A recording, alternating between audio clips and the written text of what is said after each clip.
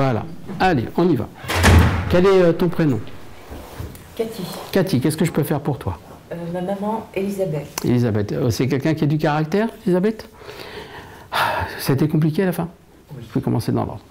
Elisabeth, c'est comme si à la fin, elle me dit, je suis usée, elle n'a plus envie de se bagarrer. En fait, si tu veux, il faut la laisser en paix, il faut la laisser partir tranquillement. Elle a eu cette vie, elle me dit, tu sais, ça n'a jamais été ça, mais elle ne s'est jamais plainte de rien. Tiens, ça me rappelle quelqu'un. Elle ne s'est jamais plainte, elle n'a jamais su dire les choses, si tu veux. C'est quelqu'un qui a toujours été là pour filer un coup de main. Donc elle ne se sacrifie pas, elle fait des choses, c'est un peu mécanique, si tu veux. C'est pas méchant ce que je suis en train de dire. Mais elle me dit, tu sais, j'aurais dû plus m'engager, plus dire les choses, parce que c'est comme si elle était en retrait, en fait. Et elle me dit, j'aurais dû me mettre en avant, parce que j'avais finalement le beau rôle, dans le bon sens du terme. C'est-à-dire qu'elle s'occupe de la maisonnée, hein. C'est vraiment elle qui s'occupe de tout. On lui a confié ça, elle se débrouille, façon de parler. Elle n'a pas le choix, et elle ne va jamais s'en plaindre. Elle me dit, je l'ai fait ça par amour et pas par sacrifice. Quand j'ai fait quelque chose, elle donne avec le cœur. Elle fait des choses avec le cœur. Mais à la fin, c'est quelqu'un qui est croyante, et c'est quelqu'un qui dit, maintenant, il faut que j'aille de l'autre côté. Il faut que j'y aille, parce qu'elle est rendue fatiguée. Elle est exténuée par la vie. J'ai bien dit exténuée. J'ai dit fatiguée et j'ai rajouté exténuée. Elle me dit, tu as toujours été là pour la protéger, tu as toujours été là, toi aussi, pour la mettre, pour s'en occuper, à bras le cœur. C'est pour ça que je fais ça. On s'occupe d'elle. Elle me dit, tu m'as jamais laissé tomber, parce qu'au contraire, c'est même la même chose. Tu vas essayer de... On va s'occuper d'elle, on peut la prendre sous son aile d'ailleurs, on peut l'amener pour pas qu'elle soit seule, tu vois ce que je veux dire? Pour vraiment que tu t'occupes vraiment d'elle. Ça peut être chez toi, ça peut être... Il peut y avoir des choses là comme ça. Elle me dit, merci pour ça. Il y avait ce respect que tu lui as donné. Il y avait ce respect que tu lui as donné.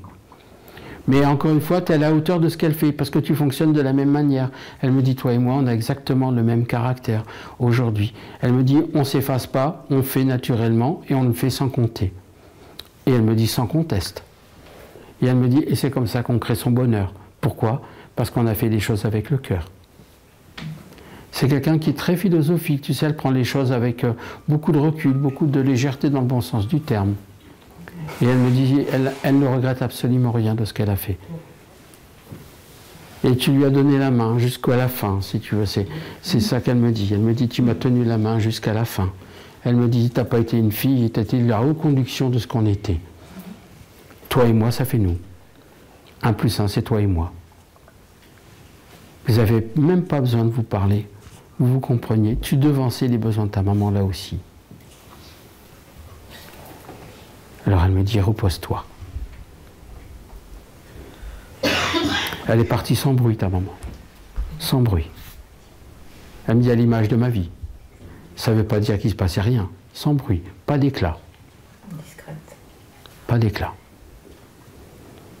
Elle te dit, je t'aime pour ça. Je peux poser une question? Avec qui est-ce qu'elle est? Ça, c'est toujours très compliqué. Il faut me des prénoms. François? Le lien, c'est qui? Son mari. Oh, c'était compliqué entre eux deux? Non.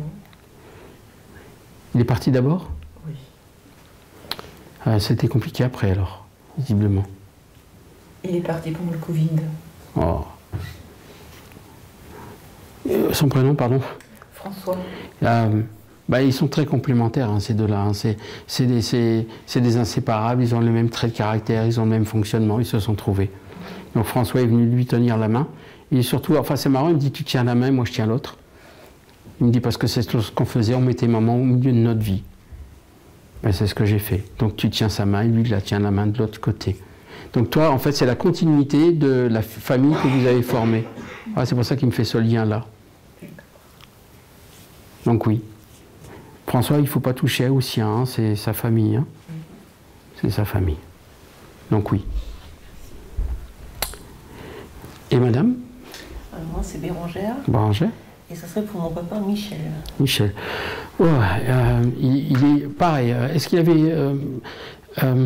avait du mal à parler, à respirer, pardon, sur la fin, pardon. Ouais. Parce qu'il me dit, ça bloque, là, je cherche mon air, hein, je cherche mon souffle, c'est comme si ça bloque, ça ne veut plus passer, en fait. Et c'était quelqu'un... Alors, il regrette parce qu'il n'a pas su dire les choses à un moment donné, il s'est enfermé dans quelque chose. Est-ce que c'est quelqu'un qui avait du mal à parler, ou en termes de sentiments? Oui. Je parle de sentiment, hein, je parle de sentiment. C'est quelqu'un qui n'osait pas dire les choses, il ne voulait pas déranger, si tu veux. Il était patate chaude un petit peu dans les émotions. Il me dit, qu'est-ce que je fais avec ça? Tu vois? Il me dit, c'est pas comme moi, il me dit, c'est moi qui t'ai montré. Alors d'un côté, il a un côté riant, il a un côté très sociable d'une certaine manière, et puis de l'autre côté, très fermé avec les sentiments. Dès qu'on parle de ça, c'est hop, là je me referme, comme une coquille. Il me dit, mais il n'y a pas eu de coquille dans ce qu'on a écrit, toi et moi, parce qu'on l'a fait pour de vrai. Tout ce qu'on a écrit, on l'a fait avec pureté, amour et tendresse. Il me dit, ça a été vrai. Il me dit, ça a été vrai. Mais à la fin, il ne se rend plus compte. Il est vraiment préoccupé par ce qui se passe au niveau santé. Il me dit, il n'est plus là, en fait. Il est là, mais il n'est plus là. Il cherche tout, mais ça se dégrade de tous les côtés. Hein.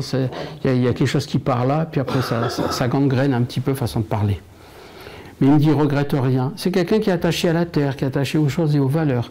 C'est quelqu'un de droit, en fait, je te dirais. Et c'est quelqu'un qui se plaint jamais de rien. Ça, c'est marrant, ça me rappelle quelqu'un. Ça peut être générationnel, évidemment. Mais là, c'est plutôt comportemental. C'est le comportement. Il va vraiment bien. Il me dit, il faut dépasser ça. Tu ne l'as pas lâché, hein, du début à la fin. Hein. Tu ne l'as pas du tout lâché, tu es son infirmière.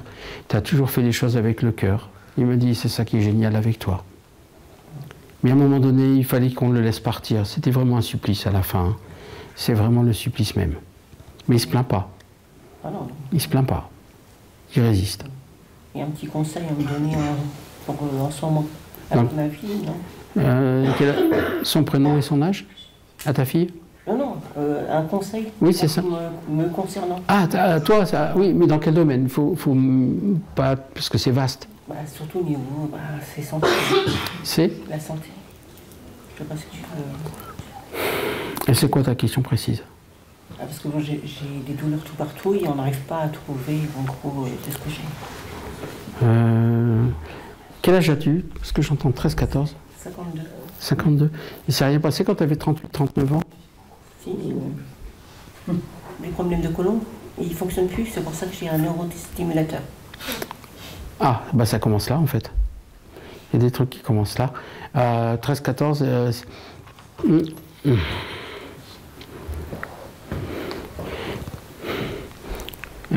Alors, 52 ans, j'ai 54, c'est pas ça qui va me faire dire ça. T'as pas des problèmes avec les genoux, des trucs comme ça? J'ai mal tout partout. Fibromyalgie? C'est ce qu'on me dit, mais même là, je fais des antidouleurs. Il y a quelques douleurs qui s'en vont, mais c'est...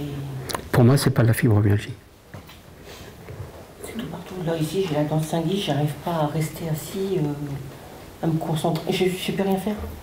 Et on me dit, en gros, et quand on me voit, tout va bien, c'est ça le problème. Parce que bon, je suis un peu caché aussi. Je suis pas médecin, hein. Non. Mais bon, je sais lui, il était capable dans tout ça, c'est pour ça. Bah déjà, il a donné le point de départ, 13-14 ans, tu vois. J'essaie de trouver. Et si je te dis 8-9 ans en arrière, il s'est passé un truc? Oui, justement, à 38 ans, j'ai eu mes problèmes de côlon. Ouais, et là, tu en as 52.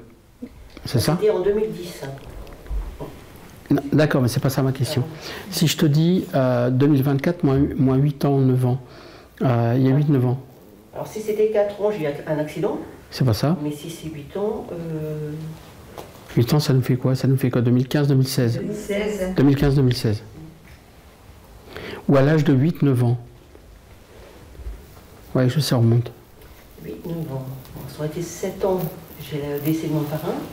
Ouais, mais 8 ans, ça peut être le choc. C'est ça, et alors, ça fait quel âge ça fait... Bien après, j'ai le décès de ma grand-mère. 8 ans, ça peut être le choc post-op. Hein. Je veux pas... Qu'est-ce que j'ai en ce moment avec mon accident de... Donc pour moi, ça peut être des chocs post-traumatiques.